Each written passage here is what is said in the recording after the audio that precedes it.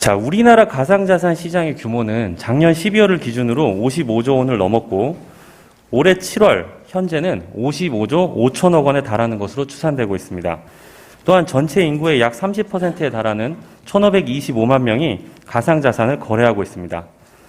결론은 이제 가상자산에 대한 의심의 눈초리를 거두고 규제와 처벌을 우선하는 접근 방식을 지향하며 가상자산 산업 자체를 받아들이고 어떻게 하면 다른 국가보다 먼저 산업을 육성해서 글로벌 시장을 선점할 것인가 라는 고민을 해야 한다는 것입니다. 가상자산 시장은 다들 아시다시피 변화가 빠릅니다. 최근 가상자산 시장의 키워드는 NFT, 메타버스이며 그 특징은 실물 경제를 기반으로 하는 코인을 융합하는 신규 사업이 등장하고 있다는 것입니다. 구체적으로 살펴보면 1, 2년 전만 해도 가상자산 시장은 가상자산 발행인, 주로 재단이라고 하죠. 이 재단이 ICO를 통해서 대규모 모금을 하고 신규 코인을 거래소에 상장하고 투자자들은 그 코인에 투자해서 시세 차익을 노리는 것, 이것이 대부분이었습니다. 주로 IPO를 하기 힘든 스타트업 회사들이 투자금을 마련하는 수단으로 사용했고 주식 공모 절차 같은 관련 법률이 없어서 투기, 사기 수단으로 악용된 사례가 다수 있습니다. 또한 특근법 시행 이전에는 원화 마켓을 보유한 거래소들이 다수 있었고요. 이들 거래소가 ICO 성패에 많은 영향력을 행사했습니다. 그러나 최근 등장한 NFT 토큰은 현재 게임, 엔터테인먼트 사업을 중심으로 빠르게 확산하고 있는데 이 NFT 토큰 시장은 과거 코인 시장과는 그 모습이 매우 다릅니다. NFT 토큰의 특징은 우선 발행량이 과거 코인에 비해 매우 적고 희소성이 있다는 것입니다. ICO인 경우에는 총 코인 발행량이 보통 50억 개, 100억 개 정도고 발행 코인 중에 5에서 15%, 즉 2억 5천 개 내지 많게는 15억 개까지 대량으로 거래소에서 유통이 되는데 NFT 토큰은 총 발행량이 주로 1,000개, 10,000개 이 정도로 소량입니다.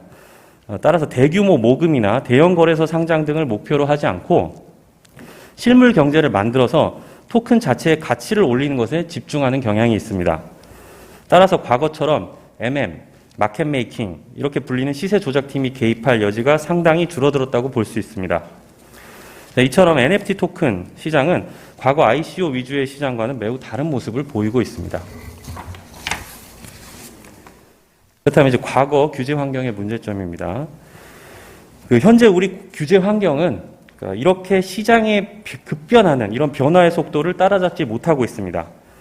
최근에는 워낙 큰 이슈인 테라 루나 사태로 인해서 투자자 보호 방안을 논의하는 것이 대부분인데 테라 루나인 경우에는 이미 3년 전에 시행된 ICO에서 비롯된 문제입니다.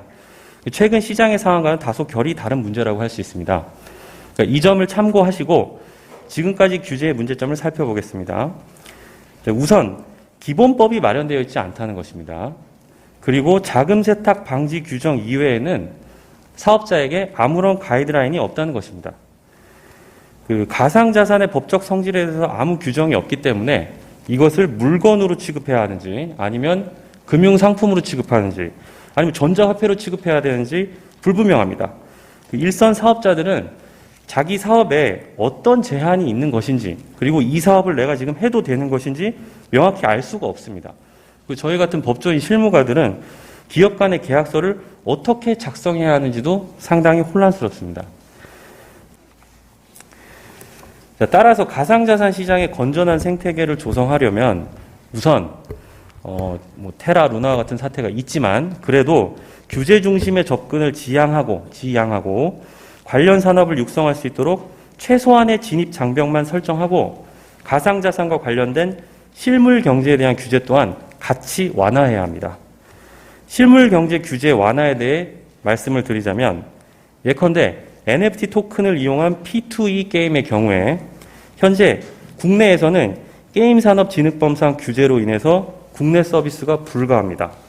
이로 인해서 다수의 게임 회사가 외국으로 진출하고 해외 법인을 설립해서 글로벌 서비스를 제공하고 있습니다. 그렇다고 이제 국내 유저들이 사용하지 않느냐? 그것도 아닙니다. 국내 이용자들은 그 VPN 서버를 이용해서 글로벌 서비스에 접속하고 게임을 이용하고 있습니다. 즉 막아봐야 모두 우회해서 게임을 하고 있다는 얘기입니다. 이것은 예전에 그 바다 이야기 사건으로 인해서 게임의 사행성 조장을 방지한다는 명분으로 시작된 규제인데 NFT 토큰을 활용하는 P2E 게임은 예전 바다 이야기 수준의 도박 게임이 아닙니다. 또한 이 P2E는 게임 산업의 전 세계적인 흐름인데 만약 우리나라만 이것을 막아선다면 우리 게임 산업은 고사하고 말 것입니다.